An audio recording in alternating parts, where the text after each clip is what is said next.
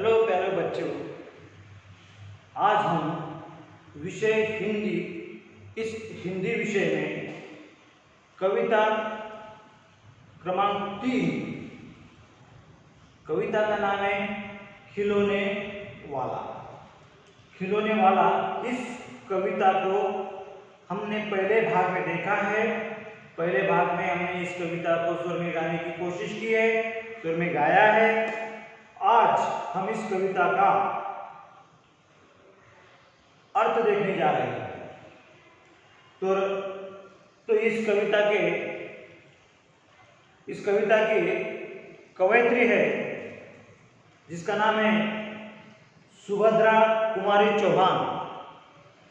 इस खिलौने वाले इस कविता की वो कवयित्री है सुभद्रा कुमारी चौहान। तो मेरे प्यारे विद्यार्थियों,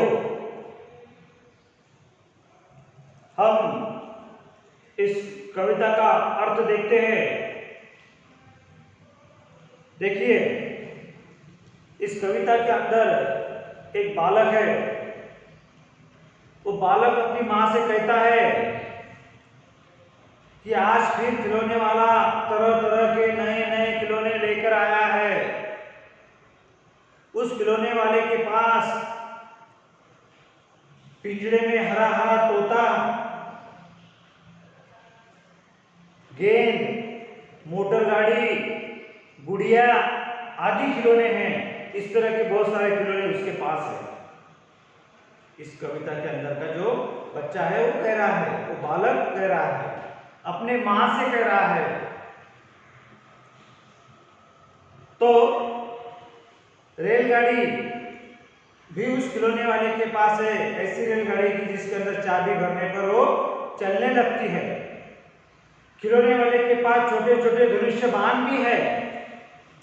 उसके पास आए और खिलौने खरीदे।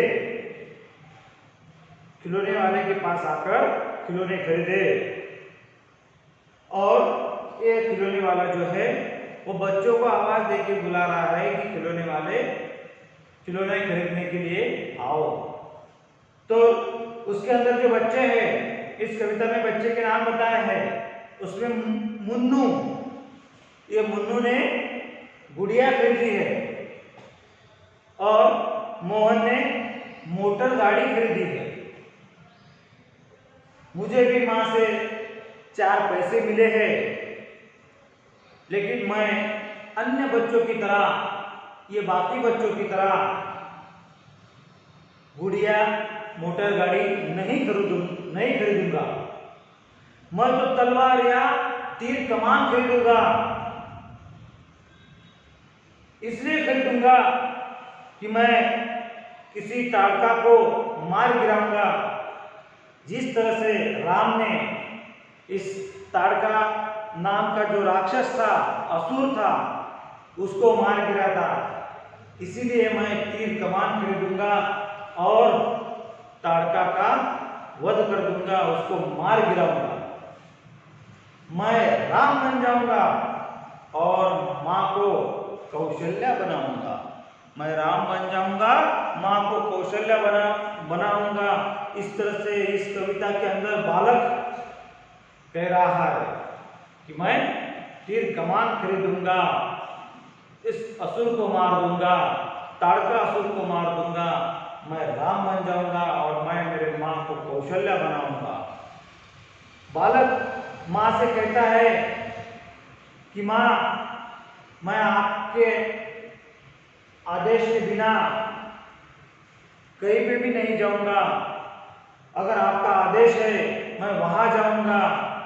आपके आदेश पर मैं हंसते हंसते जंगल को चला जाऊंगा, जिस तरह से राम भी जंगल चले गए थे।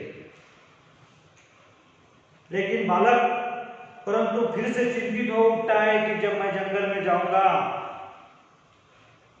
तब मेरे पास मेरी मां नहीं होंगी। वह कहता है कि हे मां, मैं तुम्हें बिना जंगल में, मैं तुम्हारे सिवाय इस बिना जंगल में कैसे रह पाऊंगा। वहां पर किससे रूठूंगा, जंगल में किससे रूठूंगा। जिस तरह से बच्चा अपनी माँ से रूठता है, उसी तरह से जंगल में मैं किससे रूठूंगा, क्योंकि जंगल में माँ तू तो नहीं होंगी। कौन मुझे मनाएगा रूठने के बाद, और कौन गोद में बिठाकर मुझे इस तरह से चीज़ें जो है, खेलने की चीज़ें जो है, खिलौने की चीज़ें है, वो कौन देगा। इस तरह से बालक कह रहा है इस कविता के अंदर का, उसके विचार बालक के ऐसे हैं। तो ये खिलौने वाला जो है, बच्चों को लुभाने के लिए बहुत सारे खिलौने वाला खिलौने लेकर आता है। बच्चे उस खिलौने के लिए अपने माँ बाप से जिद करते हैं, मुझे ये खिलौना चाहिए, मुझे पैसे दे दो, मुझे वो खिलौना लेना है। तो इस तरह से बच्चे की जिद पूरी करने के लिए माँ अपने पास के पैसे देती है। बच्चे रूठ जाते हैं तो बच्चों को मनाती है, लेकिन बच्चे ने भी अपनी माँ का आदेश मानना चाहिए। बच्चे ने भी अपने माँ की बात सुनना चाहिए। तो इसी तरह से ये कविता का अर्थ है। धन्यवाद।